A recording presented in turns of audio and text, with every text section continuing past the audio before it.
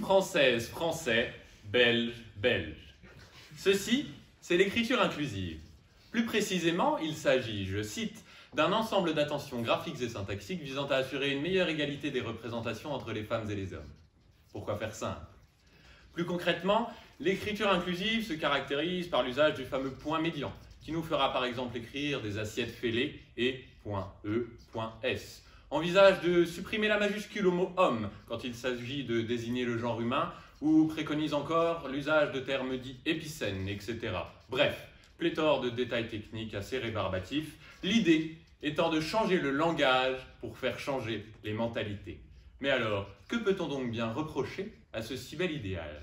Eh bien tout d'abord, une complexification et une véritable perversion de la langue. Les enfants français avaient déjà des difficultés à s'approprier leur propre langue maternelle, alors même que Voltaire disait avec fierté « Le génie de notre langue est la clarté ». Et nous compliquons encore. Les adeptes de l'écriture inclusive vous diront qu'elle ne modifie rien à la langue française. Que nenni. Il s'agit en vérité d'un enfermement dans un carcan absurde de règles inintelligibles qui vont faire croupir au fond des oubliettes le génie créateur de notre langue. En réalité, l'écriture inclusive est une chimère. On a tendance à citer le vieil adage qui dit que le masculin l'emporte sur le féminin. Eh bien c'est faux. On a beau remonter au Becherel de 1835. Rien. Rien d'officiel, rien d'écrit. L'usage a tout simplement fait que le masculin a pris valeur de neutre. Il n'y a donc derrière tout cela aucune volonté de domination masculine ou quoi que ce soit de cet ordre-là. Évidemment, nous sommes tous pour une langue inclusive. Qui pourrait être contre? Mais c'est déjà le cas. Et quand bien même, on nous dit que le langage est lié aux mentalités. Nos amis anglais n'utilisent-ils pas le pronom it au lieu de il ou elle pour désigner les animaux?